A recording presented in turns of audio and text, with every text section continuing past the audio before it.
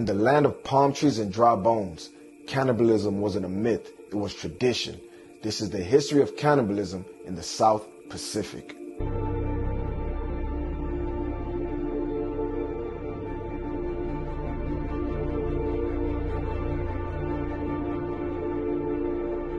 Cultural and ritualistic practices. Cannibalism in Oceania was often practiced for ritualistic or spiritual reasons. In some societies, consuming an enemy's flesh was believed to transfer their power to the eater. The Foray people of Papua New Guinea, for example, engaged in funerary cannibalism, where they consumed deceased relatives as a sign of respect. So there's nothing spiritual about eating human flesh. Let's go to the Bible to show you what actually is spiritual. This is the book of Romans, chapter 7 and verse 14. For we know that the law is spiritual, but I am carnal, sold under sin. So eating human flesh is sin, it's not of God. I'm going to show you an example of our forefathers in the scriptures, how they was eating human flesh and how the Lord dealt with them. This is the book of Micah, chapter 3 and verse 1.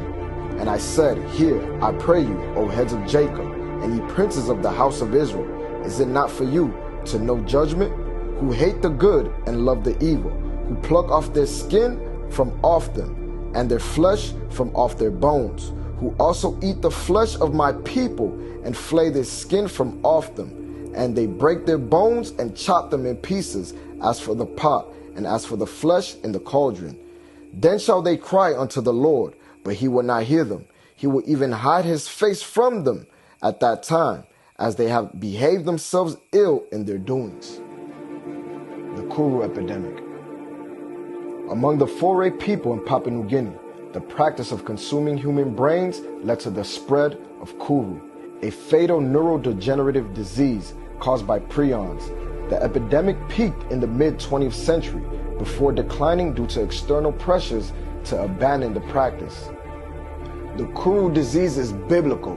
It's a curse from God. Let's go to the book of Deuteronomy, chapter 28 and verse 61. Also, every sickness and every plague which is not written in the book of this law, them will the Lord bring upon thee until thou be destroyed.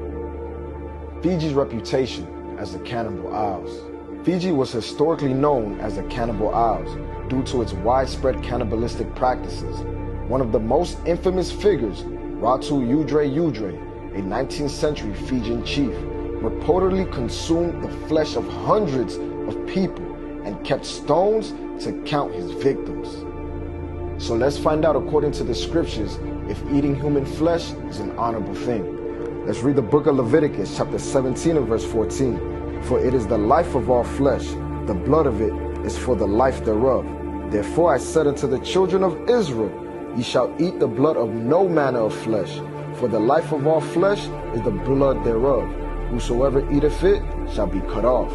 So according to the Bible, it is a sin to eat human flesh, and the Lord will judge us for it. Watch this. This is the book of Ezekiel, chapter 5 and verse 10. Therefore the father shall eat the sons in the midst of thee, and the sons shall eat their fathers, and I will execute judgments in thee, and the whole remnant of thee will I scatter into all the winds. European encounters.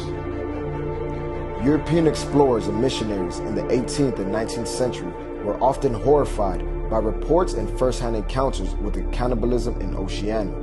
Missionaries actively worked to end the practice, linking it to broader colonial and religious influences that led to its decline. Even the white men, the devil the Bible speaks of, knew there was something wrong with cannibalism. This is why the Lord sent them against us. This is the book of Deuteronomy, chapter 28, verse 36.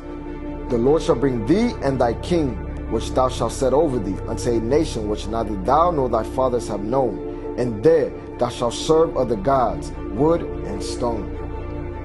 Decline and modern perspective. While cannibalism was largely eradicated due to colonial pressures, Christian influence, and legal bans, some isolated cases persisted into the 20th century.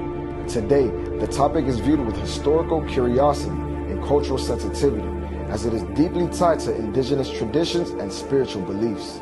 So what is your tradition? What is your heritage? Let's go to the book of Ecclesiasticus, chapter 17 and verse 11. Besides this, he gave them knowledge and the law of life for an heritage. So the people of Papua New Guinea, the people of Fiji, you are the Israelites. You must come back to the laws, statutes, and commandments of the one true God. Stop with the cannibalism. That is not your tradition. It is not of God.